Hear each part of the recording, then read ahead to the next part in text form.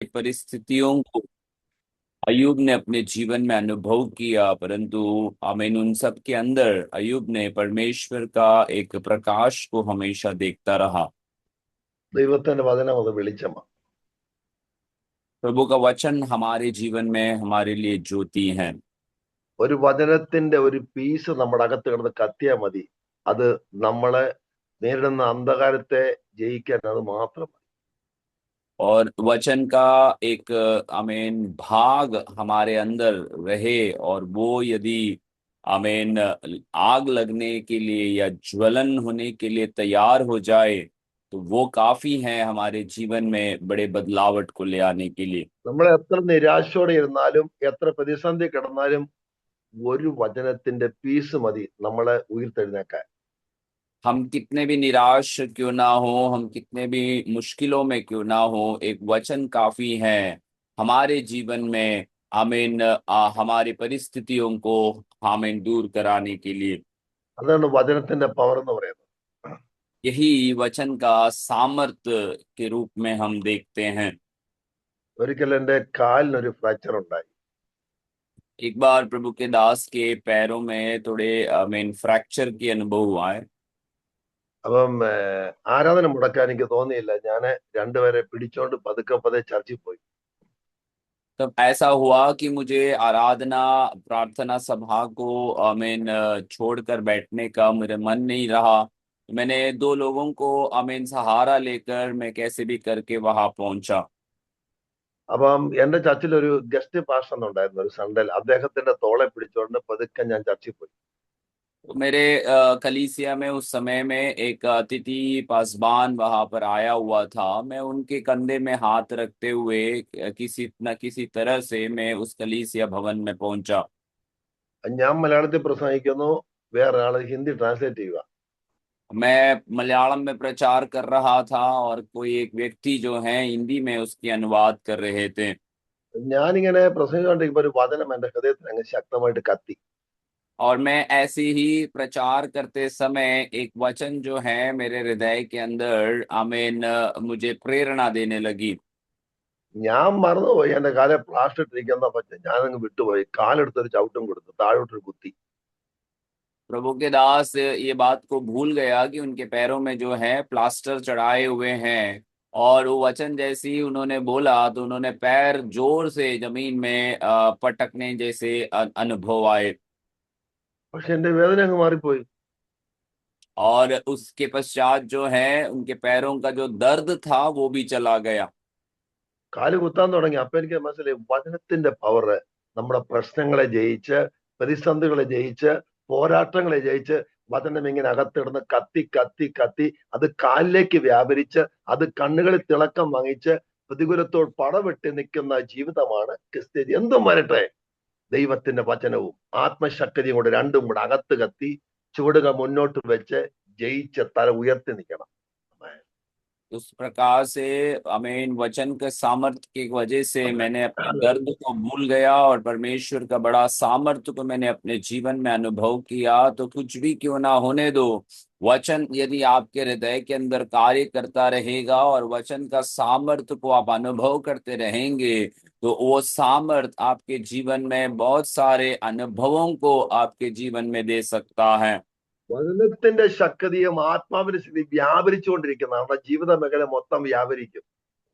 और अंधकार की शक्ति के ऊपर आत्मा का जो कार्य है वो प्रबल होता रहता है, और उसी के द्वारा प्रभु अपना कामों को प्रकट करता है। നമ്മുടെ ആത്മാവിൽ കത്തും, നമ്മുടെ ശരീരത്തിൽ കത്തും, നമ്മുടെ അന്ധകാരം ഒരികെ മാറും. അങ്ങനെ ഇന്ന് പകൽക്കാലം എന്നെ കേൾക്കുന്നവർ, ഞാൻ സൂചിച്ച വചനത്താൽ ഇന്ന് പകൽക്കാലം ബലം പ്രാപിച്ച് നമ്മൾ ഇന്നത്തെ പ്രശ്നങ്ങൾ നേരിടണം. ऐसे हमारी आत्मा में हमें आमीन एक आग का अनुभव हमें आमीन महसूस होगा। वचन के द्वारा एक आग का अनुभव हमें महसूस होगा। तो ऐसे आज के सुबह के समय प्रभु की आत्मा हमारे जीवनों में काम करने दे। നമുക്ക് വേദന വരുന്ന മുട്ടുവേദന, കാല് വേദന, പല്ല് വേദന, ചെവിക്ക് വേദന, കണ്ണ് വേദന, വേദന ഒത്തിരി പല വിധത്തിലുള്ള വേദനയുണ്ട്. എല്ലാ വേദനയും അതിജീവിക്കുന്ന ദൈവത്തിന്റെ വചനത്തിന്റെ പവർ. और कई प्रकार की दर्द हमारे जीवन में हम अनुभव करते हैं। पैरों में दर्द हो, कान में दर्द हो, आंखों में दर्द हो, ऐसे विभिन्न प्रकार की दर्द हमारे जीवन में रहते हैं। परंतु इन दर्द के ऊपर हमें प्रबल रहने वाला परमेश्वर का सामर्थ्य हमारे जीवन में हर समय काम करता है।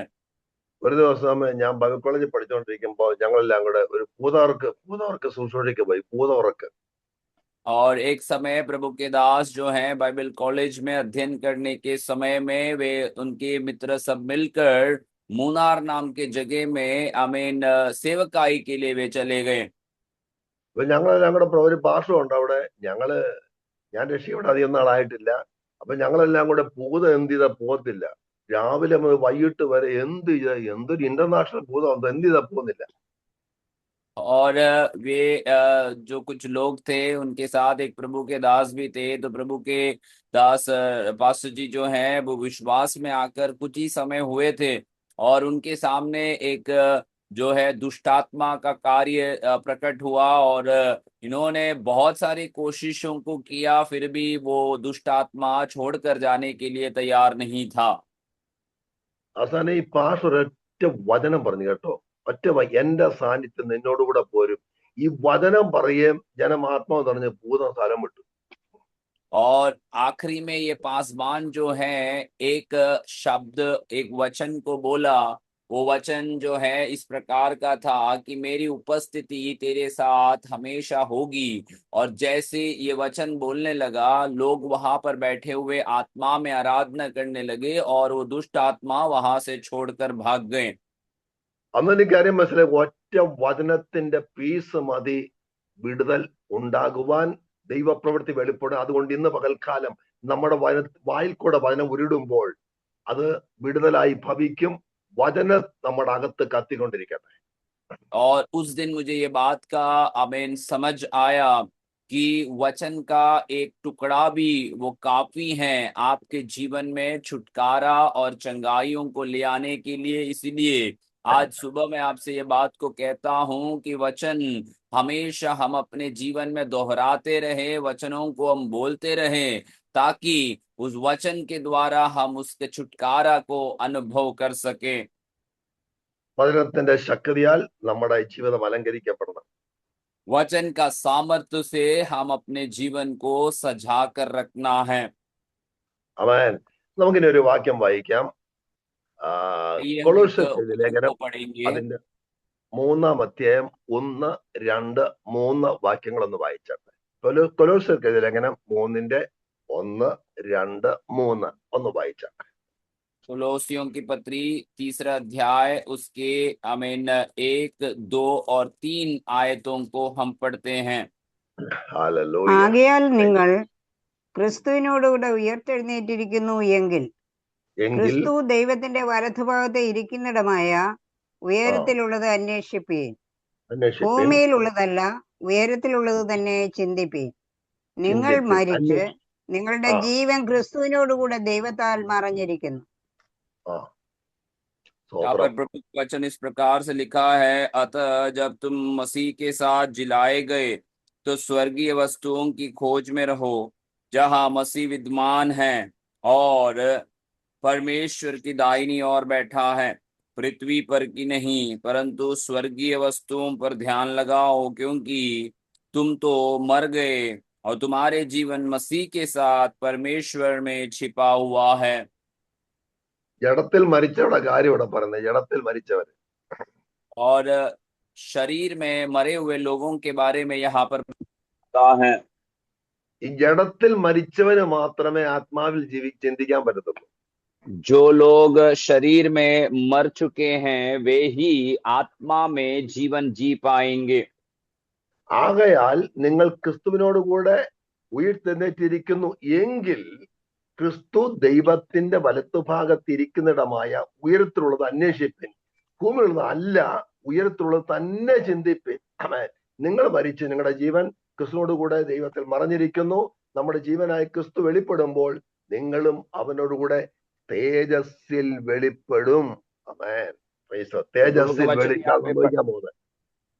तो प्रभु का वचन यहाँ पे उसके 4 आयत में इस प्रकार से लिखता है, जब मसीह जो हमारे जीवन है प्रकट होगा, तब तुम भी उसके साथ महिमा सहित प्रकट किए जाओगे। നമ്മുടെ ഈ ശരീരം ഉണ്ടല്ലോ, ഈ കറുത്തമൊക്കെ, ഇതൊക്കെ തേജസ് വെളിപ്പെടുന്ന ഒരു ദിവസമുണ്ട്. और हमारे शरीर जो है, जो गोरा या काला है, वो एक समय जो है परमेश्वर का वो तेज या प्रभु की महिमा में प्रकट होने का एक समय निकट है। പൗലോസ് പറയാണ്, ക്രിസ്തു ദൈവത്തിന്റെ വലത്തുഭാഗത്തിരിക്കുന്നിടമായ ഉയരത്തുള്ളത് അന്വേഷിപ്പിൻ, ഭൂമിയിലുള്ളതല്ല ഉയരത്തുള്ളത് തന്നെ അന്വേഷിപ്പിൻ, ചിന്തിപ്പിൻ. और पौलुस यहाँ पर इस प्रकार से कहता है कि जो मसीह जो परमेश्वर के दाहिने ओर बैठा हुआ है, उसी आत्मिक वस्तुओं की खोज में रहना है, पृथ्वी की नहीं, स्वर्गीय वस्तुओं की खोज में हमें रहना है। ഇതിനകത്ത് 3 ചിന്തകളുണ്ട്. यहाँ पर 3 विचार की बातें हम यहाँ पर देख सकते हैं। ജഡത്തിന്റെ ചിന്ത, ആത്മാവിന്റെ ചിന്ത. जो एक है शरीर की विचार या शरीर का सोच, और दूसरा है आत्मा का सोच। പിന്നെ ഭൂമിയിലുള്ളത്, ഉയരത്തിലുള്ളത്. अगला भाग है पृथ्वी पर में जो हमें उपलब्ध होता है और स्वर्गीय वस्तुएं जो हमें मिलती हैं। പിന്നെ ലോകത്തിനുള്ളത്, കർത്താവിനുള്ളത്. तीसरा भाग है ये दुनिया या पृथ्वी में जो ठहराए गए हैं और परमेश्वर के लिए जो ठहराए गए हैं। അതിനും ജഡത്തിന്റെ ചിന്ത മരണമാണ്. वचन कहता है कि शरीर का जो विचार है वो मृत्यु है, ആത്മാവിന്റെ ചിന്ത നിത്യജീവനാ. और आत्मा का जो विचार है वो अनंतता का जीवन है। നമ്മൾ കാണുന്ന ഉയരത്തിലുള്ളത് ചിന്തിപ്പാൻ. और वचन इसलिए हमें बताता है कि स्वर्गीय वस्तुओं के बारे में ध्यान करते रहना है। അപ്പൊ ഭൂമിയിലുള്ളത്, ഉയരത്തിലുള്ളത്. इस पृथ्वी में जो हमें दिखे जाते हैं और स्वर्गीय बातों को जो हम देखते रहते हैं, നമുക്ക് ഉയരത്തിൽ എന്തൊക്കെയുണ്ട്? हमारे लिए स्वर्गीय स्थानों में क्या कुछ हमारे लिए रखा गया है। നമ്മുടെ അപ്പൻ അവിടെ, നമ്മുടെ അപ്പൻ സ്വർഗത്തിനായ ഞങ്ങളുടെ പിതാവ് യേശു നമ്മളെ കണക്ട് ചെയ്ത അപ്പൻ അവിടെ. और पहली बात यह है कि हमारा पिता वहां पर है, जो स्वर्गीय पिता के बारे में यीशु मसीह ने हमें बताया जाता है। നമ്മളെ സ്നേഹിക്കുന്ന, കരുതുന്ന, നമ്മളെ കൊണ്ടു നടക്കുന്ന, നമുക്ക് വേണ്ടി നിത്യത ഒരുക്കുന്ന നമ്മുടെ അപ്പൻ അവിടെ. हमारे लिए प्रेम देने वाला, हमारे जीवन के विषय में ध्यान रखने वाला और हमारे हर एक बातों को पूरा कर कर देने वाला हमारा पिता जो है वो स्वर्ग में है। പൗരത്വം, സിറ്റിസൺഷിപ്പ്. हमारा जो नागरिकता है वो भी स्वर्ग में है। നമ്മുടെ സ്വന്തം വീട് അവിടെയാ. സ്വന്തം വീട്, പേരിലുള്ള വീട്. हमारा अपना घर जो है वो भी हम स्वर्ग में देखते हैं। അത് നമുക്ക് വേണ്ടി മാത്രമുള്ളതാ. वो हमारे लिए ही ठहराया हुआ है। നമ്മുടെ പേരവിടെ, ജീവന്റെ പുസ്തകം, നമ്മുടെ പേരവിടെ. ഇവിടെ എല്ലാം പേര് മായ്ക്കും. ഡെത്ത് സർട്ടിഫിക്കറ്റ് കിട്ടും ഒരു ദിവസം. हमारा नाम जो है वहां पाए जाते हैं, जीवन के पुस्तक में हमें देखे जाना है। यहाँ का सारी नाम जो है सूची पर से मिटा दिया जाएगा। ഇനി ഇവിടെ നമുക്ക് എന്തുണ്ട്? यहाँ पर हमारे लिए क्या क्या है? ചുരുക്കം പറഞ്ഞ ഒന്നുമില്ല നമുക്ക് ഇവിടെ. हमें संक्षिप्त में कहूं तो हमारे लिए यहाँ इस दुनिया में कुछ भी नहीं है। ചെറിയ സാർ ഒരിക്കൽ പാടി, നാടില്ല നമുക്ക് ഈ ഉലകിൽ, വീടില്ല നമുക്ക് ഈ മരുവിൽ. एक बार നമുക്കിവിടെ एक प्रसिद्ध गायक ने इस प्रकार से गाया कि हमारे लिए कोई गांव नहीं है, हमारे लिए कोई घर नहीं है इस दुनिया में। നമ്മുടെ ഇരിപ്പ് കണ്ട ഏതാണ്ടൊക്കെ നമുക്ക് ഉണ്ടെന്ന് തോന്നുന്നു. പക്ഷെ ഒന്നുമില്ലെന്നുള്ള വാസ്തവം നമ്മൾ ചിന്തിക്കണം. कई बार हम इस प्रकार से बैठे रहते हैं कि हमारे पास बहुत कुछ रखा हुआ है, परंतु ये बात को समझ लेना है कि यहाँ से हम कुछ भी लेकर नहीं जाएंगे। നമ്മുടെ വീടൊക്കെ നമ്മുടെ മാർബിളിലൊക്കെ പേരെല്ലാം കൊത്തിവെക്കും. പക്ഷേ മൂക്കി പഞ്ഞു കയറി കഴിയുമ്പോൾ അത് വേറെ ആള് ഇത് മാറും. അതിന് ഡെത്ത് സർട്ടിഫിക്കറ്റും കിട്ടും, പേരിലേക്ക് മാറും. അതുകൊണ്ട് हमारे ഇവിടെ घर നമുക്ക് के ഒന്നുമില്ലെന്നുള്ള ചിന്തിച്ചോണം. हमारे घर के बारे में हम बोले तो हो सकता है कि मार्बल के ऊपर हमारा नाम का नक्काशी कर कर रखे होंगे, परंतु याद रखना जिस दिन हमारी मृत्यु हो जाएगी उस दिन हमारा नाम भी बदल दिया जाएगा। तो इसलिए हमेशा याद रखना है कि इस दुनिया में हमारे लिए कोई नहीं है, इस दुनिया में जो भी है वो मृत्यु तक का संबंध रखता है। നിങ്ങളിരിക്കുന്ന കറങ്ങുന്ന കസേര വരെ നിങ്ങളുടെ സ്വന്തമല്ല. आप बैठे हुए जो कुर्सी जो घूमता रहता है वो भी आपका नहीं है। ഇടയ്ക്ക് ഒരു പ്രാർത്ഥനയും രണ്ട് കറക്കവും. ഈ കറക്കം ഞാൻ പറയട്ടെ, ഇതൊന്നും നമ്മുടെ അല്ല. അതുകൊണ്ട് ഇവിടെ ഉള്ളതിനെ പറ്റി ചിന്തിച്ചിട്ട് ഒരു പ്രയോജനമില്ല. അവിടെ ഉള്ളതിനെ പറ്റി ചിന്തിച്ചോണം. പെർമനന്റ് അതാ. और बीच बीच में आमीन जो हम कुर्सी में बैठते घूमते रहते हैं ये सब, आमीन मैं आपसे याद दिलाना चाहूंगा कि यहाँ पर जो भी पाए जाते हैं वे आमीन स्थायी नहीं है। जो स्वर्ग में है वही हमारे लिए स्थायी है। ഈ കഴിഞ്ഞ ദിവസം ഞാൻ സെമിട്രിയിൽ ഒന്ന് പോയി. ഞങ്ങളുടെ അടുത്ത സെമിട്രിയിൽ അവിടെ പോയപ്പം അതിന്റെ എൻട്രൻസിൽ തന്നെ ഒരു കല്ലറയുണ്ട്. കല്ലറയിൽ സൂട്ടും കോട്ടും ഇട്ടും തിളങ്ങി നിൽക്കുന്ന ഒരു ഫോട്ടോ ഒക്കെ ഉണ്ട്.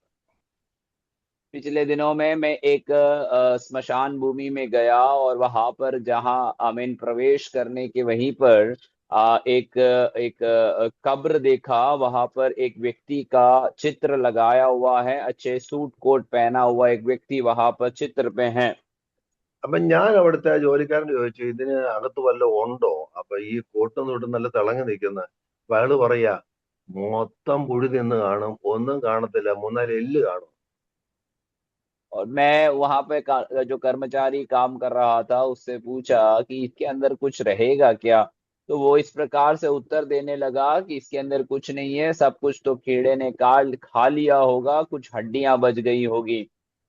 എന്റെ ഈ ശരീരം ഉണ്ടല്ലോ, അത് പുഴു തിന്നും, പുഴു. हमारे ये जो शरीर है वो हमें कीड़े मकोड़े जो हैं वो खा जाते हैं। ചുരുക്കം പറഞ്ഞാൽ ഇവിടെ നമുക്കൊന്നും ഇല്ലെന്നുള്ള വസ്തുത തിരിച്ചറിയണം. संक्षिप्त में कहूं तो इस दुनिया में हमारे लिए कुछ नहीं है, ये वास्तविकता को हम अपने जीवन में पहचान लेना है।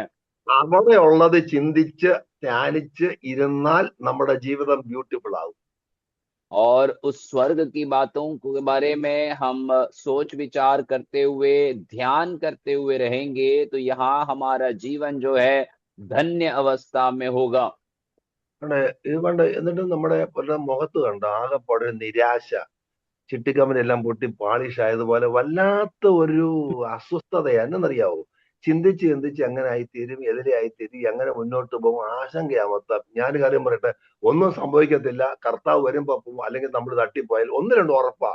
ഒന്നീ മരണം, അല്ലെങ്കിൽ കർത്താവിന്റെ വരവ്. നമ്മൾ അവിടെ പോകും, നമ്മുടെ സ്വന്തം വീട്ടിൽ പാർക്കും, അവിടെ കർത്താവിനെ ആരാധിച്ചോണ്ട് ഇതാ സംഭവിക്കാൻ പോകുന്നത്. വേറെ ഒന്നും സംഭവിക്കാൻ പോകുന്നില്ല. इतना सब कुछ बोलने के बावजूद भी कई लोगों के चेहरे को देखते हैं तो बड़े उदासी और मायूसी छाए हुए अनुभव में है। कारण यह है कि हम कई बार सोच विचार में पड़ जाते हैं कि क्या होगा, कैसे आगे बढ़ेंगे। एक सच्चाई मैं आपको बताना चाहता हूं प्रियो कि परमेश्वर की उपस्थिति में हमें ये बात को जान रखना है कि एक ना एक दिन हमारी या तो मृत्यु होगी ना तो प्रभु के आगमन होगा। तो उसमें से एक दिन हमें यहाँ सब कुछ छोड़कर जाना है। उसी की तैयारी में उस स्वर्ग जाने के लिए हम तैयारी करते रहें। നമ്മൾ ഇവിടെ ഒന്നും കൊണ്ടുവന്നിട്ടില്ല, हमने यहाँ पर कुछ भी लेकर नहीं आया है ഒന്നും കൊണ്ടുപോകാനും പറ്റത്തില്ല. और यहाँ से हम कुछ लेकर भी नहीं जा पाएंगे। എല്ലാം ഇവിടെ ഇട്ടിട്ട് പോകും. हम सब कुछ को यहाँ छोड़कर हमें जाना है നേടിയതെല്ലാം മണ്ണിലിട്ടിട്ട് പോകണം. और हमने जो भी प्राप्त किया है वो सब कुछ को इस मिट्टी में हमें छोड़कर जाना होगा। പക്ഷേ കർത്താവ് ഒരു കാര്യം പറഞ്ഞു, നിങ്ങളുടെ ഹൃദയം കലങ്ങല്ലേ, എന്റെ കയ്യെ പിടിച്ചോ. ഏത് താഴ്വരയിലും കുന്നിലും ഈ കൈ സ്ട്രോങ് ആണ്, ഞാൻ ചതിക്കത്തില്ല. എന്റെ കൂടി ഇരുത്തുന്നിടം വരെ ഈ കരം നിങ്ങളുടെ കൂടെ കാണും. ഈ സാന്നിധ്യം അനുഭവിക്കുന്നവർക്കായി ഞാൻ കർത്താവിന് സ്തോത്രം ചെയ്യും. और आमीन, यहाँ पर एक बात को हमें समझना है कि यीशु मसीह हमें ये बात को बताता है कि मैं तुम्हें कभी भी अकेला छोड़ने वाला परमेश्वर नहीं हूँ, ना तुम्हें त्यागने वाला प्रभु हूँ। मैं हमेशा तुम्हारे हाथों को थामे रहूंगा। तो आमीन, हमारी भी जीवन में ये कर्तव्य है कि वो परमेश्वर को हम पकड़े रहे, थामे रहे। वो हमें कभी भी छोड़ने वाला नहीं है, इसलिए उसी के संग हम हमेशा चलने के लिए तैयार रहे। ഇവിടെ ഉള്ള കാര്യം കർത്താവ് പറയുന്നത് എന്നറിയാവോ? ലോകത്തിൽ നിങ്ങൾ കഷ്ടമുണ്ടെന്ന്. यहाँ पर एक बात के विषय में हमें परमेश्वर हमें स्पष्ट समझाता है कि इस दुनिया में तुम्हें कष्ट होगा। അവിടെ കഷ്ടമില്ല. वहां पर किसी भी प्रकार का दुख नहीं है। ഒരിക്കൽ ഞാന് സഭായോഗത്തിന് പാട്ട് പാടിക്കൊണ്ടിരുന്നപ്പം ഹിന്ദി പാട്ടാ പാടിയത്. അപ്പം പാടിങ്ങനെ നീലെ ആസമാൻ കെ പാരി ജായെങ്കെ നേരെ അത് പാടുക. അപ്പം പാടുന്ന ഒരു പുള്ളിയുടെ മുഖത്ത് നോക്കിയപ്പോ ആകെ നിരാശപ്പെട്ട്. അപ്പൊ ഞാൻ കഴിഞ്ഞത് ബദർ എന്താ പാടിയത്? എന്തുവാ നീലെ ആസ്മാൻ കെ, പക്ഷെ ആളിവിടെ നിൽക്കുന്നത്. നമ്മൾ പാട്ട് പാടുന്നതിൽ അർത്ഥമില്ല, പക്ഷെ എന്താ പാടുന്ന കൂടെ ചിന്തിക്കണം. ആസ്മാൻക അവിടെ ചെന്ന് വേറെ യേശു രേത്താവ. നമുക്കൊരൊറ്റ പ്രത്യാശ ഉള്ളത്, ലോകത്തിൽ കഷ്ടമുണ്ട്, ഈ ശരീരം ലയിക്കുന്നതാണ്, രോഗമുള്ളതാണ്, കഷ്ടമുള്ളതാണ്, പ്രതികൂലമുള്ളതാണ്, വളരെ അസ്വസ്ഥതകളുണ്ട്. പക്ഷെ ഒരു കാര്യം, അവിടെ കഷ്ടമില്ല, രോഗമില്ല, രാത്രിയില്ല, വേദനയില്ല. അവിടെ കർത്താവുണ്ട്, നമ്മുടെ സ്വന്തം വീട്ടിൽ പാർക്കും, അവിടെ സ്തുതിയുണ്ട്. എന്ത് സന്തോഷമാണ്! और एक समय मैंने अमीन अपनी कलीसिया में गीत गा रहा था कि नीले आसमान के पार जाएंगे। तो गीत गाने के समय मेरा ध्यान एक भाई के ऊपर पड़ा, लेकिन ये गीत गाने के समय में उनके चेहरे में बिल्कुल भी कोई भी प्रकार की खुशी या आनंद नहीं था। तो उसके बाद मैंने उनसे जाकर इस बात के बारे में पूछा। तो आमीन, प्रभु के लोगों, हमें ये बात को आमीन समझ आना चाहिए कि इस दुनिया में हमें हर एक प्रकार का कष्ट, दुख और संकट हमारे जीवन में आता रहता है, परंतु एक स्थान है, आमीन, एक जगह है जहां पर प्रभु हमें ले जाने के लिए तैयार कर रहा है। वहां पर ना तो कोई दुख है, ना संकट है, ना रोग है, ना किसी भी प्रकार का क्लेश है। वहां पर जाने के लिए हमारे जीवन तैयार रहना है और विश्वास में हमें बढ़ना है। 70 കഴിഞ്ഞവരൊക്കെ സന്തോഷിച്ചോണം, കാരണം പെട്ടെന്ന് കർത്താവിന്റെ അടുക്ക പോകാൻ. 70 उम्र हुए प्रिय लोग, हमेशा आनंदित रहना है, क्योंकि आपका तो समय निकट आया है कि प्रभु के पास जल्दी से जाने का। ഈ വിദേശത്തൊക്കെ ഈ വിസിറ്റിംഗ് വിസയ്ക്കൊക്കെ പോകുന്നവർക്ക് അറിയാം, ഇനി എത്ര ദിവസം ഉണ്ട്? 10 ദിവസം. ഇനി എത്ര ഉണ്ട്? അപ്പം ഈ നമ്മുടെ 70 വർഷം എന്ന് പറഞ്ഞാൽ 25,300 ദിവസമേ ഉള്ളൂ. അപ്പം ഇനി എത്ര ദിവസം നിങ്ങളൊന്ന് എണ്ണിക്ക്. ഒരു വർഷം എന്ന് പറഞ്ഞാൽ 3,500 ദിവസമാണ്. ഒരു വർഷം 365, 10 വർഷം 3,650. ഇത്രേ ഉള്ളൂ ഇവിടെ. ഇനി എത്ര ഇരട്ടച്ചങ്ങനാന്ന് പറഞ്ഞാലും അതിനപ്പുറം ഒന്നും പോകാൻ പറ്റത്തില്ല. പക്ഷെ അതുകൊണ്ടൊരു കാര്യം ഓർത്തോണം, ഇന്നലെക്കാൾ ഇന്ന് നാടിനോട് അടുത്താണ്. അവിടെ പോകാനുള്ള പ്രത്യാശ അകത്ത് കത്തിക്കൊണ്ടിരിക്കണം. അവിടെ എന്തൊക്കെ ഉണ്ട് ചിന്തിക്കണം. और विदेश में जाने वाले जो विजिटिंग वीजा में जाते हैं, उनको ये बात का अच्छा एक समझ रहता है कि वे काफी कम समय के लिए वहां पर जाते हैं। जो जैसे दिन घटता जाता है, वे भी हमें उस प्रकार की मानसिक रूप से तैयारी में रहते हैं। तो प्रभु के लोगों, हमारे भी जीवन में ऐसे ही अनुभव में हमें चलना है।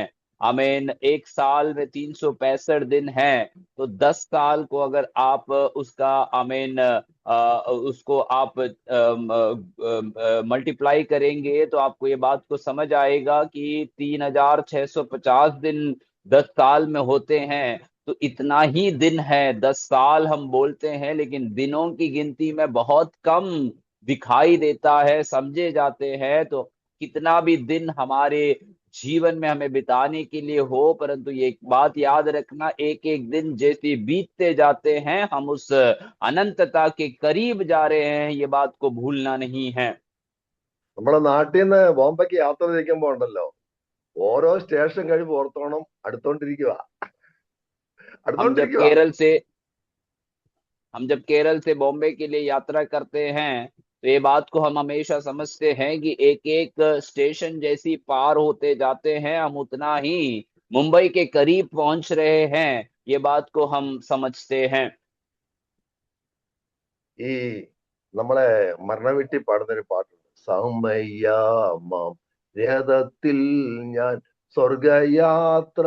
പക്ഷെ അത് മരണവീട്ടിൽ പാടുന്ന പാട്ടല്ല, ജീവിച്ചിരിക്കുന്നൊരു പാടുന്ന പാട്ടാ. और कई बार मृत्यु के घरों में, मृत्यु हुए घरों में गीत गाने वाला एक मलयालम गीत है कि समय का वो रथ में मैं स्वर्ग यात्रा कर रहा हूं, परंतु अक्सर हम ये मृत्यु होने के बाद गाते हैं, परंतु मृत्यु से पहले जीवित रहने के समय गाया जाने वाला एक गीत है ये। കേരളത്തിലെ ഒരു കോട്ടയം മീറ്റിങ്ങിന് ഈ ചർച്ചിൽ ഈ പാട്ട് പാടിയപ്പോൾ നാട്ടുകാരെല്ലാം ഓടി വന്നായിരുന്നു ചത്തുപോയെന്നും പറഞ്ഞു. केरल में एक भवन में प्रार्थना हो रही थी, तो जब कलीसिया के लोगों ने ये गीत को गाया तो आसपास के लोग सब दौड़कर आकर देखने लगे। उनको ऐसे लगा कि कोई यहाँ पर किसी का मृत्यु हुआ है। അപ്പൊ ആ പാട്ട് പറഞ്ഞത് ഇത് ജീവിച്ചിരിക്കുന്നത് ഞങ്ങൾ പാടിയ പാട്ടാണ്, ഞങ്ങളുടെ സമയം അടുത്തുകൊണ്ടിരിക്കുകയാണ്. പക്ഷെ ഇത് പാടിയത് എഴുതിയത് ഒരു സായിപ്പ ഫോറിനറാ. ഇദ്ദേഹം എഴുതാൻ ഒരു വലിയ और കാരണമുണ്ട്. और उसके बाद वहां के पासबान ने इस प्रकार से कहा कि ये तो हम जीवित रहने के समय गाया जाने वाला गीत है, इसलिए हम इसे गा रहे हैं। आपको आमीन पता होगा ये जो गीत लिखा हुआ, आमीन जो गीतकार हैं वो एक विदेशी व्यक्ति था। അദ്ദേഹം ഈ ജയിലിൽ സുവിശേഷം അറിയിക്കാൻ പോയിരിക്കാം, ജയിലിൽ. और इस गीत के पीछे की कहानी इस प्रकार से है कि ये जो विदेशी जो सुसमाचारक था, एक समय जेल में सुसमाचार सुनाने के लिए वो चला गया। മരണം മുൻകൂട്ടി അറിയുന്ന ഒരു ഡിപ്പാർട്ട്മെന്റ് ആണ് കൊലക്കേസിന് തൂക്കിക്കൊല്ലാൻ വിധിക്കുമ്പോ ഇന്ന ദിവസം ഇത്ര മണിക്ക് അവർക്കറിയാം മരിക്കാൻ പോവാ. അപ്പം ഒരു കൊലക്കേസിൽ പ്രതിയായ തൂക്കിക്കൊല്ലാൻ വിധിച്ച ഒരാളോട് സുവിശേഷം പറയും നാഗൽ സാഹിബ്. तो ये नागल साहिब नाम के जो ये गीतकार है, ये जेल में सुसमाचार सुनाने गया। और तो जेल में ऐसे कक्ष में कुछ लोगों को रखा जाता है जिनके ऊपर मृत्यु दंड की आमीन जो फैसला सुनाया जाता है। तो उन्हें ये बात निश्चय होता है कि एक ना एक दिन उनका भी फांसी के द्वारा मृत्यु उनका होगा। तो एक बार एक ऐसे व्यक्ति के पास ये नागल साहिब जो है सुसमाचार सुनाने के लिए जाता है। പുള്ളിക്കാർ നിരാശയൊക്കെ മാറി രക്ഷിക്കപ്പെട്ട് തന്നെ കൊല്ലുമ്പോൾ കർത്താവിന്റെ അടുക്ക പോകുന്ന പ്രത്യാശയോടെ ഇങ്ങനെ ഇരിക്കുക. और वो जो जेल में बंद व्यक्ति जो था वो उनका अंदर का निराशा सब हट गया। वो प्रभु में आमीन प्रभु को स्वीकार किया और ऐसे अपने मृत्यु के दिन के करीब आमीन आने के लिए वे इंतजार करते हुए बैठे हुए थे। തൂക്കിക്കൊല്ലുന്ന ദിവസം വന്നു. उनका तारीख आया जिस दिन उनको भी फांसी देकर मारने का समय होना था। ചിരിച്ചോണ്ട് നിൽക്കുക, ഈ കൊല്ലം പുള്ളി ചിരിച്ചോണ്ട് നിൽക്കുക. और ये जो व्यक्ति जिसे फांसी कराना है वो जो है हंसते हुए मुस्कुराते हुए वहां पर खड़ा था। തന്റെ നിരാശ തനിക്കില്ല, സന്തോഷിച്ചോണ്ടിരിക്കുക. और ये व्यक्ति जो है बिल्कुल उनके अंदर निराशा नहीं था, वे बड़े आनंदित अनुभव में वहां पर खड़े थे। തൂക്കിക്കൊല്ലുന്ന സമയത്ത് വിധിച്ച ജഡ്ജി കാണണം, പോലീസ് കാണണം, പിന്നെ ഒരു ഈ തന്റെ അടുത്ത ആൾക്കാർ, ഇങ്ങനെ ഇത്രയും പേര് തൂക്കിക്കൊല്ലുന്ന സമയത്ത് അവിടെ കാണണം. और एक व्यक्ति के फांसी दिलाए जाने के समय में उनके ऊपर फैसला सुनाया हुआ वो जज वहां पर होना जरूरी है। उसके बाद पुलिस वहां पर होना जरूरी है और साथ साथ इस व्यक्ति के परिजन वहां पर आमीन उपस्थित रहना जरूरी है। അവസാനം ചോദിക്കും, ആദ്യമായി എന്തെങ്കിലും ആഗ്രഹം ഉണ്ടോ എന്ന് ചോദിക്കും. तो आखिरी में वे उन लोगों से इस प्रकार से पूछते हैं, क्या आपके मन के अंदर किसी भी प्रकार का आग्रह है, जो आखिरी ख्वाहिश है, तो बताइए। അദ്ദേഹം പറയും, എനിക്കൊരു ഒറ്റ ആഗ്രഹമുള്ളൂ, എന്നെ സുവിശേഷം അറിയിച്ച നിത്യതയോട് കണക്ട് ചെയ്ത നാഗൽ സാഹിബിനെ എനിക്കൊന്ന് കാണണം. तो उस व्यक्ति ने इस प्रकार से कहा कि मेरे अंदर एक ही आग्रह है, मुझे सुसमाचार सुनाया हुआ आमीन मेरे जीवन में इतनी आशा दिलाया हुआ आमीन जो सुसमाचारक है उसे मुझे एक और बार मिलना है। അങ്ങനെ പോലീസ് വണ്ടി വിട്ട് നാഗൽ സാഹിബിനെ അവിടെ കൊണ്ടുവന്നു. ऐसे पुलिस वाले जाकर इस नागल साहिब नाम के इस मिशनरी को वहां पर ले आया। തൂക്കേറി നിൽക്കുക തലയ്ക്ക് മുകളിൽ.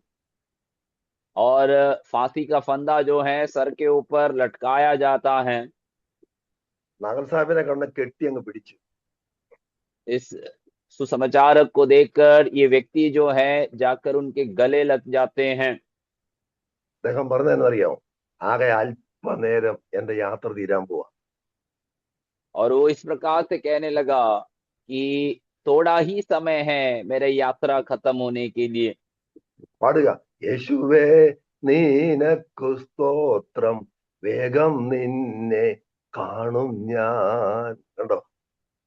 तो इस प्रकार से वो गीत में गीत की बोली इस प्रकार का है कि यीशु मसीह मैं तेरी स्तुति करता हूँ, जल्द से मैं आपको मिलने आ रहा हूँ। സമയം രഥത്തിൽ ഇങ്ങനെ പോവുക. ഈ ഭൂമിയിലെ നിയമപ്രകാരം ഞാൻ കൊലക്കേസിൽ പ്രതിയാ. പക്ഷേ സ്വർഗീയ കോടതിയിൽ ഞാൻ തെറ്റിയ ഒരു വിശുദ്ധനാണ്. എന്റെ കർത്താവിന്റെ അടുത്തേക്ക് പോകാൻ അല്പനേരേ ഉള്ളൂ. അല്പനേരം ഞാൻ പോവുക, യാത്ര. ഇതാണ് നമ്മുടെ യാത്ര. वो व्यक्ति जो है समय का रथ में यात्रा करते जा रहे हैं। वो कहता है इस दुनिया के कोर्ट में, इस दुनिया के न्याय के सामने मैं एक गुनहगार हूँ, परंतु स्वर्गीय न्याय के सामने मैं उद्धार पाया हुआ व्यक्ति हूँ। तो इस प्रकार से मैं उस परमेश्वर को मिलने जा रहा हूँ, ऐसे वो गीत गाते हैं। यही हमारा भी वास्तविकता है प्रियो। എന്റെ ചർച്ചിൽ ഒരു അങ്കിള് കഴിഞ്ഞ ദിവസം ദൈവസേനയെ കടന്നുപോയി.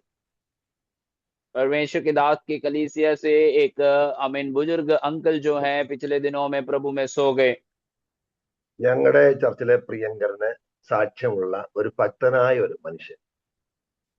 उनके कलीसिया में बहुत उनको प्रेम रखने वाले और बहुत भक्ति के साथ जिया हुआ एक व्यक्ति था वो। വീട്ടിൽ വെച്ച് തന്റെ മരണസമയത്ത് തന്റെ ഭാര്യ അടുക്ക വിളിച്ചു, മോളെ വിളിച്ചു, എന്തൊക്കെയോ പറഞ്ഞു, കൈ ഉയർത്തി പ്രാർത്ഥിച്ചു, ആമേൻ പറഞ്ഞു, താൻ കടന്നുപോയി. और उनके मृत्यु से पहले उन्होंने अपने पत्नी को, अपने बेटी को अपने पास बुलाकर कुछ कुछ बातें उनसे कहा और हाथ उठाकर प्रार्थना किए, आमीन कहा और वे इस संसार से चले गए। തന്റെ വീട്ടിൽ കടന്നുപോയി. वो अपने घर में, अपने खुद के उस भवन में वे चले गए। ഞങ്ങളുടെ സോണിലും ഞങ്ങളുടെ പ്രസ്ഥാനത്തിലും പ്രിയങ്കരനായ ഒരു ഭക്തനായ ഒരു മനുഷ്യൻ. हमारे संस्था में भी, हमारे कलीसिया में भी एक बड़े उन प्रेम रखने वाले, चाह रखने वाला एक भक्त व्यक्ति था वो। ദൈവത്തിനായി ജീവിച്ച്, ദൈവത്തിന് വേണ്ടി ജീവിച്ച്, അക്കരനാട് നോക്കി പാർത്ത, എനിക്ക് സ്വർഗത്തെ അതി ചിന്തിച്ച് ചിന്തിച്ച് അതിന് പ്രകാരം സന്തോഷിച്ച ഒരു പിതാവ് കടന്നുപോയി. അങ്ങനെ ദൈവമക്കളെ, ഒരിക്കലും നിരാശപ്പെടരുത്. ഇവിടെ നമ്മൾ എന്തെങ്കിലും നഷ്ടപ്പെട്ടാലും ഭാരപ്പെടേണ്ട. നമുക്ക് സ്വർഗത്തിലുള്ളത് നമ്മുടെ മാത്രമാ. അതിനെ ചിന്തിക്കണം, അതോർത്ത് ചിന്തിക്കണം, ധ്യാനിക്കണം. സന്തോഷമുള്ള ജീവിതം അഗസ്ത്യ ജീവിതം. प्रभु के बारे में सोचते हुए, परमेश्वर के लिए सोचते हुए उन्होंने अपने जीवन को जिया और वे अपने उस खुद के घर में, खुद के स्थान में वे चले गए। ऐसा है तो प्रियो, हमारे भी जीवन में हमें याद रखना है कि हमें भी प्रभु के लिए जीना है और हमारे उस स्थान में हमें जा पहुंचना है। ചിലർക്ക് സ്വർഗത്തിൽ പോകണം, പക്ഷെ ചാകാൻ പേടിയാ. कई लोगों को स्वर्ग तो जाना है, लेकिन मरने से वे डरते हैं। ഒരിക്കൽ ഞാൻ ചർച്ചിൽ വെച്ച്, വലിയ കഞ്ഞൂർമാവ് ചർച്ച വെച്ച് ചോദിച്ച്, ഇന്ന് സ്വർഗത്തിൽ പോകാൻ താല്പര്യമുള്ള കൈവൊക്കെ എല്ലാം കൈവക്കി. അത് കഴിഞ്ഞ് ഞാൻ ചോദിച്ചു, ചാകാൻ റെഡിയുള്ളവരുണ്ട്? ഒറ്റെണ്ണം കൈവക്കി. ഇനി ചാകാതെ എങ്ങനെ മുകളിലോട്ട് പോകുന്നത്? एक बार कलीसिया में मैंने इस प्रकार से पूछा कि आप में से कितने लोग स्वर्ग जाने के लिए तैयार हैं, तो बहुत सारे लोगों ने हाथ उठाया। परंतु मैंने फिर अगला सवाल पूछा, तो आप में से मरने के लिए कितने तैयार हैं? तो सबका हाथ नीचे हो गया। तो मैं उनसे सवाल करने लगा, आप मरे बिना कैसे स्वर्ग जा सकते हो? ലൂക്കോസ് സുവിശേഷം 12:29 ഒന്ന് വായിക്കാമോ? ലൂക്കോസ് സുവിശേഷം 12:29 വാക്യം. Luke chapter 12 verse 29. लूका रचित सुसमाचार 12 अध्याय उसके 29वें आयत को थोड़ा हम पढ़ेंगे। Oh yeah. और तुम इस എന്ത് बात की നാം खोज में ना रहो നാം എന്ത് कि क्या തിന്നും खाएंगे, എന്ത് തിന്നും എന്ത് കുടിക്കുമെന്ന് നിങ്ങൾ ചിന്തിച്ച് ചഞ്ചലപ്പെടരുത്. ആ. ഈ സകല മനുഷ്യരെ വകയൊക്കെയും ചിന്ത ലോകജാതികൾ അന്വേഷിക്കുന്നു. നിങ്ങളുടെ അന്വേഷിക്കുന്നു, പിതാവോ ഇവ നിങ്ങൾക്ക് ആവശ്യമെന്നറിയുന്നു. അറിയുന്നു. സകല മനുഷ്യൻ ചിന്ത ഇവിടെ അങ്ങനെ ജീവിക്കുമെന്ന, എന്ത് തിന്നും, എന്ത് കുടിക്കും, എങ്ങനെയായി തീരും, എങ്ങനെ ഫീസ് കൊടുക്കും, ഇതൊക്കെ നമ്മുടെ ചിന്ത നമ്മൾ അലട്ടുക. और सभी लोग इस प्रकार के सोच विचार में रहते हैं कि इस संसार में हम क्या खाएंगे, क्या पिएंगे, कैसे हमारा कार्य बढ़ेगा, आमीन, इत्यादि विषय हमें सताते और हमें व्याकुल करते रहते हैं। നിങ്ങൾക്കൊരു അപ്പനുണ്ടെന്നേ. हमें ये बात को याद रखना है कि हमारे लिए एक पिता जो है स्वर्ग में है। നിങ്ങളുടെ ആവശ്യങ്ങൾ അറിയുന്ന അപ്പൻ, हमारी आवश्यकताओं को जानने वाला वो पिता, നിവർത്തി തരുവാൻ കഴിവുള്ള അപ്പനല്ലേ നമ്മുടെ അപ്പൻ. हमारी അതിന് സംശയമുണ്ടോ? जरूरतों को पूरा करा कर देने के लिए काबिल एक परमेश्वर है हमारा पिता। നിങ്ങളുടെ അപ്പന് കഴിവില്ലയോ നിങ്ങളുടെ ആവശ്യം നിവർത്തി തരാൻ? ഇല്ലയോ? क्या हमारे पिता के अंदर ये काबिलियत नहीं है कि हमारी आवश्यकताओं को वो पूरा करा कर दे? അപ്പനെ അറിയണം. पहली बात याद रखना है वो पिता कौन है, इसे हमें जानना जरूरी है। എന്റെ അപ്പൻ കഴിവുള്ള അപ്പനാ. मेरे जीवन में मेरे हर एक कार्यों को पूरा करा कर देने के लिए सामर्थ्य है वो पिता। ഒരു കാര്യം കൂടെ പറയാം. ഇവിടെ ഉള്ളത് ചിന്തിക്കും തോറും ക്ഷീണിച്ച് തകർന്ന ഒരു വല്ലാത്ത പരിവായി. और मैं एक बात आपसे कहूंगा कि यहाँ के बारे में सोचते सोचते आप आमीन बड़े कमजोर हो जाओगे और आपका जो हालत है वो और खराब होते जाएगा। നിങ്ങളുടെ നിങ്ങളെക്കാട്ടിൽ ശ്രദ്ധയുണ്ട് നിങ്ങളുടെ അപ്പന്, ഉണ്ടോ? आपकी आवश्यकता से भी बढ़कर, आपसे भी बढ़कर आपके विषय में सोचने वाला, ध्यान रखने वाला एक पिता स्वर्ग में है। നിങ്ങളുടെ മക്കളെ പറ്റി, അവിടെ കുടുംബജീവിതത്തെ പറ്റി, അവിടെ ഓരോ കാര്യങ്ങൾ ശ്രദ്ധാലുവാ സ്വർഗത്തിൽ ദൈവം. आपके बच्चों के विषय में, उनके परिवार के विषय में, आमीन, एक एक कार्यों के प्रति बड़े ध्यान से आमीन सोच विचार करने वाला और ध्यान रखने वाला एक पिता है हमारा स्वर्गीय पिता। ലോകക്കാർ ചിന്തിക്കും, നമുക്ക് ചിന്തിക്കും നമുക്കൊരു അപ്പനുണ്ടെന്നേ. और दुनिया के लोग शायद उनके बारे में वो सोच विचार करते बैठेंगे, लेकिन हमें ये बात को ध्यान रखना है कि हमें हमारे लिए एक स्वर्गीय पिता वहां पर हैं। നമുക്ക് എന്തെല്ലാം കാര്യങ്ങൾ സ്വർഗത്തിനെ പറ്റി ചിന്തിക്കാനുണ്ട്. हमारे लिए क्या कुछ बातें स्वर्ग के बारे में विचार करने के लिए, सोचने के लिए हैं। ക്രിസ്തുവിൽ മറഞ്ഞിരിക്കുന്ന കാര്യങ്ങളെ പറ്റി, നമ്മൾക്ക് വെളിപ്പെടാണ്ടിരിക്കുന്ന തേജസ്സിനെ പറ്റി, ഈ താഴ്ചയുള്ള ശരീരം മഹത്വമുള്ള ശരീരമായി മാറ്റപ്പെടുന്നതിനെ പറ്റി ദയാനായിട്ട് ചിന്തിച്ചു നോക്കിയേ, നമുക്ക് എന്ത് സന്തോഷമെന്നറിയാം. और क्रिस्त मसीह में जो आने वाला जो रहस्य बातें हैं उसी के बारे में, आने वाला महिमा के विषय में, इन सारे विषयों के बारे में यदि हम सोचते रहेंगे तो बहुत सारी बातें हमें सोचने के लिए और विचार करने के लिए जो परमेश्वर में हमें आने वाले समयों में प्राप्त करने के लिए है। കേരളക്കരയിൽ സുവിശേഷത്തിന്റെ ശബ്ദത്താൽ കിടിലം കൊള്ളിച്ച ഒരു ഭക്തനായ മനുഷ്യനായിരുന്നു പാസ്റ്റർ വി.എ. തോമസ്. और केरल के प्रदेश में सुसमाचार के ध्वनि के द्वारा लोगों को आमीन बड़े हलचल में ले आया हुआ एक सामर्थी परमेश्वर का दास था, प्रभु के दास पास्टर वी.ए. थॉमस। അദ്ദേഹത്തിന് രണ്ട് കാലം മുറിച്ചു. उनके जो दोनों पैरों को काट देना पड़ा। എന്നിട്ട് ചിരി മുഖത്തുനിന്ന് മാറിയില്ല. इतना सब कुछ होने के बावजूद उनके चेहरे से उनकी मुस्कुराहट कम नहीं हुई। ഒരു ദേവദാസൻ അദ്ദേഹത്തിന് അടുക്ക വന്നു, അയ്യോ രണ്ട് കാലും പോയല്ലോ മാസ്റ്റേ. एक प्रभु के दास उनके पास आकर इस प्रकार से बोलने लगा, और देखो आपका दोनों पैरों को काटना पड़ा, ये बहुत बुरी बात हुआ है। അദ്ദേഹം പറയാ, എനിക്കത് ഭാരമില്ല, എന്റെ അപ്പന്റെ അടുക്ക് ചെല്ലുമ്പോ രണ്ട് കാലും കാണുന്നുണ്ട്. കണ്ടോ പ്രത്യാശ. वो परमेश्वर के दास इस प्रकार से कहने लगा, इसके प्रति मुझे कोई भी चिंता नहीं है, क्योंकि मैं यदि मेरे पिता के पास पहुंच जाऊंगा तो मेरे दोनों पैरों के साथ मैं वहां पर रहूंगा। എടാ, നമുക്ക് കിട്ടാൻ പോകുന്നതിനെ പറ്റി, നമുക്ക് ലഭിക്കാൻ പോകുന്നതിനെ പറ്റി ചിന്തിച്ച് ചിന്തിച്ച് സ്വോത്രം ചെയ്യണം. एक बात को याद रखना है, हमें जो प्राप्त होने के लिए है, हमें जो स्वर्ग में हमें मिलने का है, उसके बारे में सोचते हुए हमें परमेश्वर का स्तुति धन्यवाद करते रहना है। അതായത് നൊടി നേരത്തേക്കുള്ള നിങ്ങളുടെ ലഘു സങ്കടം തേജസ്സിന്റെ ഘനമായി വെളിപ്പെടും. അങ്ങനെയെങ്കിൽ ആ തേജസ്സിന്റെ ഘനം ഓർത്തോർത്ത് സ്വോത്രം ചെയ്യണം. ആമേൻ. थोड़ा समय का, पल भर का हल्का सा क्लेश आने वाले उस महिमा में, अत्यंत महिमा में बदल जाएगा। तो ऐसा है तो हमें उस महिमा के विषय में याद करते हुए परमेश्वर का धन्यवाद स्तुति करते करते हमें बढ़ना है। ഈ നശ്വരമായ ലോകത്തെ പറ്റി ചിന്തിച്ച് ഒരു പരുവാകത്തേ ഉള്ളൂ. പക്ഷെ ഉയരത്തിലുള്ളത് ചിന്തിച്ച് നമ്മൾ ആത്മമണ്ഡലത്തിൽ പോയി സ്വോത്രം ചെയ്യും.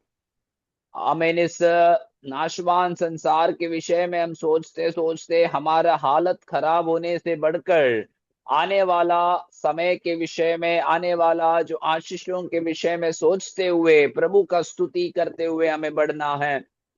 നമ്മൾ ഞായറാഴ്ച മാത്രം അത് ചിന്തിക്കും, ബാക്കിയുള്ള ദിവസമല്ല ഇവിടുത്തെ പറ്റി ചിന്തിച്ച് ഒരു പരുവായിട്ട് ക്ഷീണിച്ച് ആകപ്പാടെ ഒരു പരുവത്തിന് ദൈവമക്കൾ നടക്കുന്നത് നമ്മുടെ സിംഹത്തെ പറ്റിയാണ്. പവർഫുൾ ആയിരിക്കും. അറിയാവോ, നമ്മളെ നടത്തുന്ന ഒരു അപ്പൻ സ്വർഗത്തിലുണ്ട്. ലഭിക്കാൻ പോകുന്നതിനെ ഓർത്ത്, സംഭവിക്കാൻ പോകുന്നതിനെ ഓർത്ത് നമ്മൾ സ്വോത്രം ചെയ്ത് നമ്മളിങ്ങനെ പ്രത്യാശയോടെ ജീവിക്കണം. അതുകൊണ്ട് ഇരിപ്പ് കണ്ടോ ഓരോരുത്തരുടെ ആകപ്പാട് പരുവായി. हम जो है केवल रविवार के दिन स्वर्गीय बातों के विषय में सोचते हैं, बाकी दिनों में इस संसार के बारे में सोचते सोचते हमारा हालत इतना नाजुक और कमजोर हो गए हैं। परमेश्वर के प्रिय लोगों, आने वाला उस युग के बारे में, आने वाला उस आमीन समयों के बारे में हमें सोचते हुए परमेश्वर का स्तुति और धन्यवाद में हमें बढ़ना जरूरी है। ഈ ആത്മീക വളർച്ച പ്രാപിക്കാത്തോട് ഇത് പറഞ്ഞാൽ മനസ്സിലാകത്തില്ല, പിടികിട്ടത്തില്ല അവർക്ക്. जो आत्मिक रीति से आमीन बढ़ते नहीं हैं, विकास नहीं प्राप्त करते हैं, उनको इनके बारे में बोलने से उन्हें समझ में नहीं आता है। സ്പിരിച്വൽ ഗ്രോത്ത് എന്ന് പറയുന്ന അന്യഭാഷ പറയുന്നൊന്നും അല്ല. സ്പിരിച്വൽ ഗ്രോത്ത് എന്ന് പറയുന്നത് എനിക്ക് വരുവാനിരിക്കുന്ന ഓർത്ത് പ്രത്യാശയോടെ നോക്കിക്കാണ്ട് അതാണ് വളർച്ചയൊന്നും അല്ല. ചുമ്മാ വളർച്ചത് രണ്ട് അന്യഭാഷ പറഞ്ഞ് ഇതൊന്നും അല്ല വളർച്ചയെന്ന് പറയുന്നത്. आत्मिक रीति से विकास पाना दो अन्य भाषा कहने वाली बातें नहीं है, परंतु उससे भी बढ़कर हमें याद रखना है कि आने वाले समयों के विषय में सोचते हुए, ध्यान करते हुए, उसी के आमीन प्रेज द लॉर्ड उस अनुभवों को प्राप्त करने के लिए इंतजार करने की एक स्थिति में पहुंचना, वही हमारे जीवन में आत्मिक बढ़ोतरी के विषय में हम समझना है। ഇത് ഗ്രഹിക്കണമെങ്കിൽ ആത്മിക പക്വത പ്രാപിക്കണം. और ये यदि हमें जीवन में ग्रहण करना है, समझना है, तो आत्मिक परिपक्वता को हमें प्राप्त करना जरूरी है। 1 പത്രോസ് 5:7 നമ്മൾ ഇങ്ങനെ വായിക്കുന്ന, അവൻ നിങ്ങൾക്കായി കരുതുന്നതാകയാൽ നിങ്ങളുടെ സകല ചിന്താകുലങ്ങളും അവന്റെ മേൽ ഇട്ടുകൊള്ളുവിൻ. സ്തോത്രം. पहला पत्रस 5वें अध्याय उसके 7वें वचन में इस प्रकार से कहता है कि क्योंकि वो तुम्हारा ध्यान रखता है, इसलिए तुम्हारी सारी चिंताओं को उसी के पास दे दो। നമ്മുടെ ഇവിടുത്തെ ചിന്തകളെ കർത്താവിനെ മേലിട്ടിട്ട് ഉയർത്തുള്ള ചിന്തിക്കുമ്പോൾ നമ്മൾ അങ്ങനെ പവർഫുൾ ആയിട്ട് അങ്ങ് മാറുമല്ലേ. ഹല്ലേലൂയ. यहाँ की सारी सोच विचारों को, यहाँ की सारे हमें समस्याओं को परमेश्वर के हाथों में सौंप दो और हमें उस ऊपर की बातों के विषय में, स्वर्गीय बातों के विषय में हमें सोचते हुए परमेश्वर का स्तुति करते हुए हमें बढ़ना है। ഒരു വാക്യം നമുക്കൊന്ന് വായിക്കാം. ഫിലിപ്പിയ ലേഖനം 4:6 വായിച്ചേ, പെട്ടെന്ന് വായിച്ചേ. 4:6. एक और आयत को हम पढ़ेंगे, फिलिपियों की पत्री 4 अध्याय उसके 6 वचन को हम देखते हैं।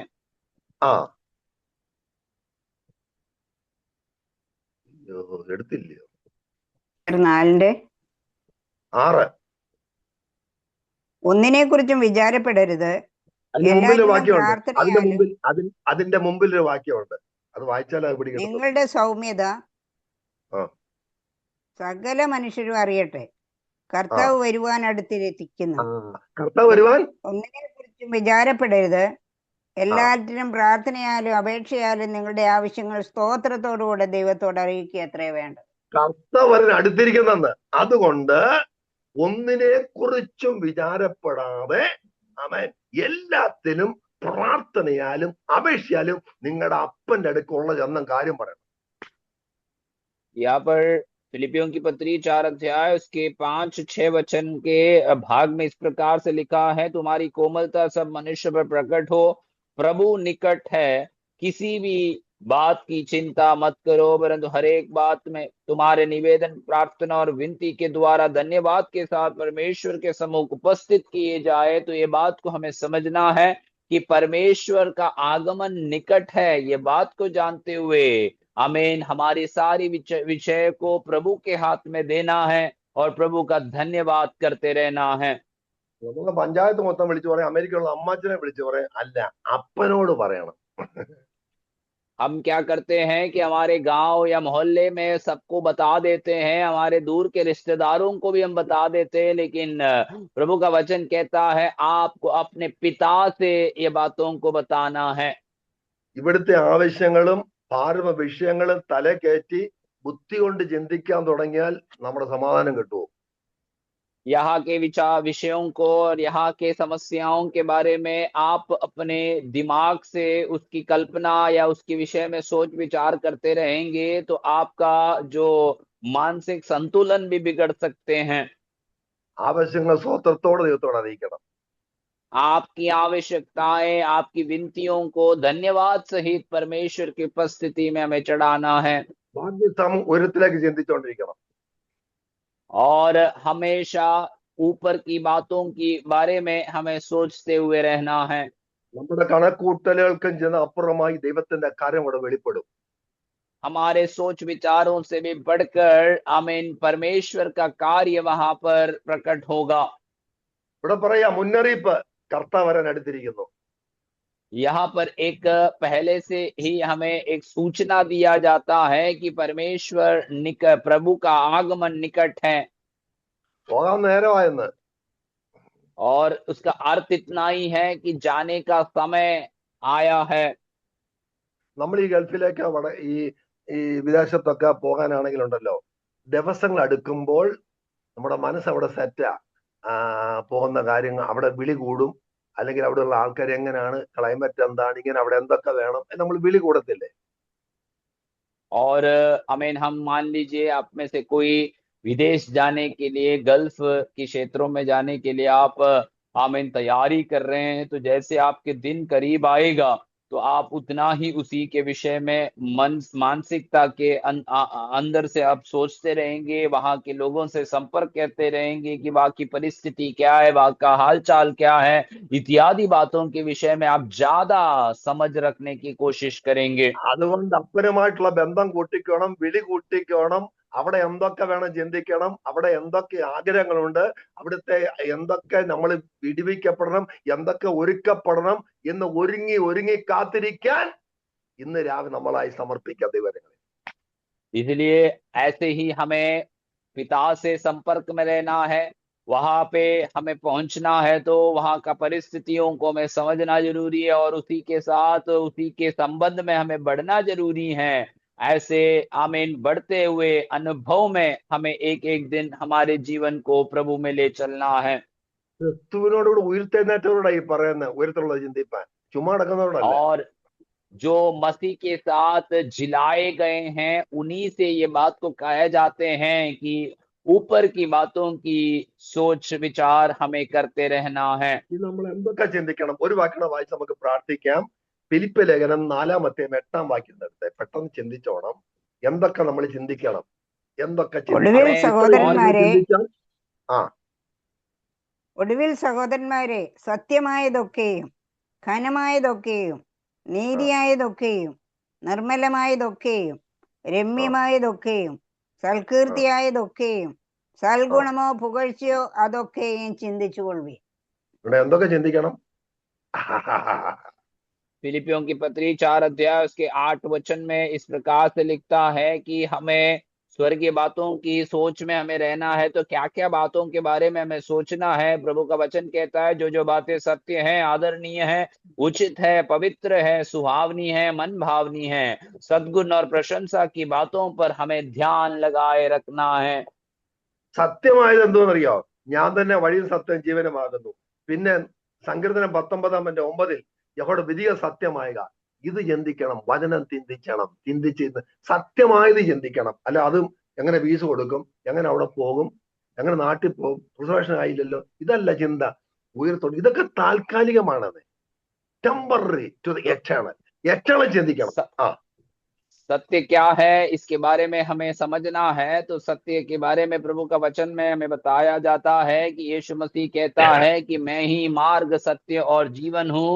तो सत्य जो है प्रभु का वचन है, तो उसी के विषय में हमें समझ रखना है, सोच विचार करना है, इसके बजाय कि आमीन हम जो है कैसे फीस देंगे, कैसे हम गांव जाएंगे, कैसे हमारा काम होगा, ऐसे विचारों के बारे में सोच विचार करते हुए चिंतित होने के लिए नहीं, परंतु प्रभु का वचन में जो सत्य है उसी को हमें ध्यान करना है। ദൈവമക്കൾ നമ്മുടെ ചിന്താമണ്ഡലം മാറ്റം വരുത്തണം കേട്ടോ. നമ്മുടെ ചിന്താമണ്ഡലം മാറണം. परमेश्वर के लोगों, हमारे सोच विचार के अंदर एक बड़े बदलाव को हमें इन दिनों में लाना जरूरी है। വെള്ള ഷർട്ട് ഇട്ടത് കൊണ്ടോ വെള്ളസാരി ഉടുത്തത് കൊണ്ടോ ഇതുകൊണ്ടൊന്നും നമ്മൾ പക്വത പ്രാപിക്കത്തില്ല. നമ്മൾ ഉയരത്തുള്ളത് ചിന്തിച്ചോണം. आप सफेद शर्ट पहनने से, सफेद साड़ी पहनने से आपकी सोच विचार में बदलावट नहीं होगी, परंतु हमें जो है ऊपर की बातों को सोचने के लिए हम अपने आप को उस हिसाब से तैयार करना जरूरी है। സത്യം ഘനമായത്. അടുത്തെന്തറിയോ? നൊടി നേരത്തേക്കുള്ള നിങ്ങളുടെ ലഘു സങ്കടം അത്യന്തം അനവധിയായി തേജസ്സിന്റെ നിത്യ ഘനം ലഭിപ്പാൻ ഹേതുവാകുന്നു പറഞ്ഞാൽ അത് ചിന്തിച്ചോണം. ലഭിപ്പാൻ ഈ ശരീരം മാറും, ഇത് മാറും. കണ്ടോ? നിത്യ ഘനം, സത്യമായത് ഘനമായത്. तो वचन हमें बताता है कि पल भर का हल्का सा जो क्लेश है, हमें यह दुख है, वो आने वाले उन अत्यंत महिमा के सामने आमीन हमेशा के लिए हमारे सामने से आमीन मिट जाएगा। तो ये बात को प्रभु का वचन हमें बताता है कि वो अत्यंत महिमा को प्राप्त करने के लिए हमारे जीवन में हम तैयार रहना है। നമ്മൾ കാണുന്നതെല്ലാം താൽക്കാലികമാ, കാണാത്ത നിത്യം. आमीन। हम जो देखते हैं वे सब अस्थाई हैं, परंतु जो अनदेखा है वही हमेशा के लिए, अनंतता के लिए बना रहता है। അടുത്തത് ഞാൻ പെട്ടെന്ന് പോകാം, സമയം. നീതിയായത് നമ്മളിങ്ങനെ വായിക്കുന്ന സങ്കീർത്തനം 89 നീതി ന്യായവും നിന്റെ സിംഹാസന അടിസ്ഥാനമാകുന്നു എന്ന് പറഞ്ഞാൽ നീതി, സത്യം, ഘനം, നീതി. अगला है कि धर्म की बातों के बारे में, तो वचन हमें कहता है कि आमीन धार्मिकता प्रभु का एक आमीन खूबी में से हमें देखा जाता है, उसके चरित्र के भाग है। तो जो सत्य है, जो अत्यंत आमीन महत्वपूर्ण है, और जो धार्मिक बात है, उसी के विषय में हमें ध्यान रखना है। അടുത്ത രമ്യമായത്. उसके बाद आमीन वचन कहता है जो आमीन मन भावनी है। അണിമ എന്ന് പറഞ്ഞാൽ അവിടുത്തെ നഗരം, അതിന്റെ അടിസ്ഥാനങ്ങളുണ്ടല്ലോ, സകല രത്നം കൊണ്ട് അല്ലെങ്കിൽ സൂര്യകാന്തം, അത് ട്രാൻസ്ലേറ്റ് ചെയ്യാൻ പറ്റത്തില്ല. ഇനി ഇവിടുത്തെ തങ്കം ഉണ്ടല്ലോ, ഇവിടുത്തെ തങ്കം, ഇത് ഒറിജിനൽ തങ്കമല്ല. ഒറിജിനൽ തങ്കം സ്വർഗത്തിലാണ്. നമ്മുടെ മുഖം കാണാം അതിനകത്ത്. അത് കാണുന്നവന് ഇവിടുത്തെ തങ്കം കണ്ടാൽ മഞ്ഞളിക്കത്തില്ല. അതുകൊണ്ട് അവിടുത്തെ ചിന്തിക്കാത്തതുകൊണ്ടാണ് നമ്മൾ ഇവിടുത്തെ പുറകെ പോകുന്നത്. और याद रखना है कि स्वर्ग में जो जो सोना हम देखते हैं वही आमीन एक शुद्ध रूप का आमीन सोने के बारे में हम जानते हैं, क्योंकि यहाँ के जो भी सोने या सोने के पदार्थ जो भी है वो आमीन उस आमीन जो स्वर्गीय बातों के विषय में यदि हम तुलना करें तो आमीन उतना शुद्ध नहीं दिखाई देता है। तो इसी प्रकार से हमें स्वर्गीय बातों की खोज में रहने से ही हमें इस पृथ्वी की आमीन बातों की ओर से हमारा नजर आमीन हटता जाएगा। ഭാര്യയും ഭർത്താവ് ഒരുമിച്ച് ഒരുത്തരെ ചിന്തിച്ചാൽ വീട് സ്വർഗമായിട്ട് അങ്ങ് മാറും. यदि एक परिवार में पति और पत्नी एक साथ मिलकर स्वर्गीय बातों की खोज करने लगेंगे तो उनका घर जो है स्वर्ग समान बदल जाएगा। ദൈവത്തിന്റെ സഭ ഇവിടുത്തെ ചിന്തിക്കല്ല, ഉയരത്തിലുള്ളത് ചിന്തിക്കണം. അത് ചിന്തിച്ച് ധ്യാനിക്കാൻ നമ്മൾ കൂടി വരുന്നത്. അല്ല ഇവിടെ കിട്ടും. प्रभु की कलीसिया जो है वो आमीन यहाँ के विषय के बारे में सोचते हुए नहीं, परंतु स्वर्गीय बातों के बारे में सोचते हुए ध्यान करते हुए चलना है। उसी के लिए हम प्रभु की उपस्थिति में इकट्ठे होते हैं। ഉള്ളത് കൊണ്ട് തൃപ്തിപ്പെടുക, जो है उसी में हमें संतुष्टि रहना है। ദൈവത്തെ മുറുകെ പിടിക്കുക, परमेश्वर को हम अपने हाथों में थामे रखना है। ആത്മീയ കാര്യങ്ങൾക്ക് മുൻതൂക്കം കൊടുക്കുക, आत्मिक विषयों में हमें आमीन पहले स्थान हमारे जीवन में हमें देना है। എന്റെ പ്രശ്നങ്ങളെ വെല്ലുവിളിക്കുന്ന പ്രശ്നങ്ങളെ യേശു കൈകാര്യം ചെയ്യുന്നത് ഉറപ്പുണ്ടാകുക. और आपके जो भी समस्याएं हैं, आपके जो भी आमीन तकलीफें हैं, चुनौती देने वाली बातें हैं, उसी के आमीन ऊपर परमेश्वर एक हल प्रदान करेगा, इसका एक भरोसा हमारे अंदर होना है। എന്നെ മുഴുവൻ യേശുവിന്റെ കരങ്ങളിലേക്ക് സമർപ്പിക്കുക. और अपने जीवन को हम प्रभु के हाथों में समर्पित करना है। എന്നെ കർത്താവ് നിയന്ത്രിക്കുന്നത്. मेरा प्रभु मेरा नियंत्रण करने दे। ഞാൻ സ്വർഗത്തിലേക്ക് പോകുന്ന യാത്രയില്ല. मैं स्वर्ग जाने का एक यात्रा में हूँ। യാത്രയുടെ അന്ത്യത്തിൽ നമ്മൾ കർത്താവിന്റെ അടുക്കലെത്തും. और उस यात्रा के अंत में जो है मैं अपने परमेश्वर के पास पहुंच जाऊंगा। ഈ പ്രത്യാശ ജീവിക്കാൻ ദൈവം നമ്മളെ സഹായിക്കട്ടെ. ഉയരത്തിലുള്ള ചിന്തിക്കാം, ഇവിടുത്തെ ചിന്തിച്ച് പഴപ്പടിയാകല്ലേ, ഉയരത്തിലേക്ക് വരത്തിലൂടെ ചിന്തിച്ച് ബലപ്പെട്ട് തമ്മിൽ ബലപ്പെടുത്തി കർത്താവിന്റെ വരവിനെ നോക്കി പാർക്കാം. Thank you pastor Sajan. God bless you all. Thank you very much.